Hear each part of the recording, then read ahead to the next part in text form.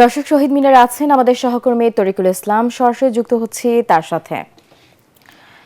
তরিক, শহীদ মিনারে এখন মানুষের সমাগম কেমন? ভাষা শহীদদের শ্রদ্ধা জানাতে আসা মানুষেরা কি বলছেন?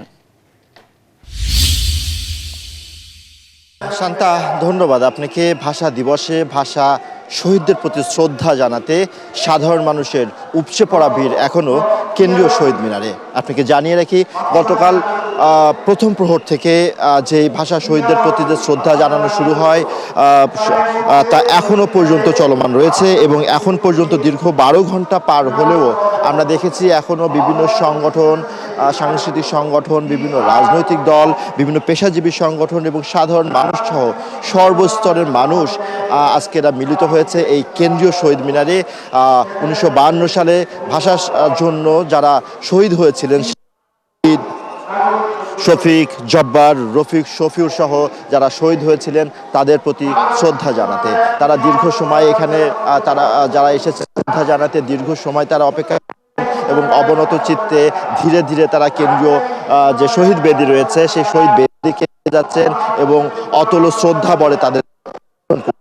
এখানে যারা শ্রদ্ধা জানাতে আসা বিভিন্ন যে মানুষ রয়েছে তাদের সঙ্গে কথা জানার চেষ্টা করছি। তারা বলছেন যে ভাষার জন্য 1952 সালে সবাই একত্রিত হয়েছে, ঠিক সেই একতা নিয়েই আগামীর বাংলাদেশ গড়ে উঠবে, এমনটাই তাদের প্রত্যাশা। আমরা দেখেছি অনেকেই তাদের শিশু সন্তান সহ ছোট সোনামণিদেরও নিয়ে এসেছে। আমরা তাদের সঙ্গে কথা বলেছি, তাদের অভিভাবকরা বলছিলেন নতুন প্রজন্ম আমাদের ভাষার যেই মর্যাদা, ভাষার যেই গভীরতা এবং যেই ত্যাগের বিনিময়ে আমাদের এই ভাষা অর্জিত হয়েছে সেই ইতিহাস সম্পর্কে জানাতেই আজকে তারা এখানে তাদের নতুন প্রজন্মকে নিয়ে এসেছেন। আপনাকে যদি বলি, দীর্ঘ 12 ঘন্টা ধরে সর্বস্তরের মানুষ ভাষা শহীদদের এই কেন্দ্রীয় শহীদ মিনারে শ্রদ্ধা জানাচ্ছেন এবং এখনও আমাদের পিছনে অসংখ্য মানুষ রয়েছেন, বিভিন্ন সংগঠন রয়েছেন, তারা শ্রদ্ধা জানানোর জন্য অপেক্ষা করছেন। তো কেন্দ্রীয় শহীদ মিনার থেকে এই ছিল আমার কাছে সবশেষ। শান্তা।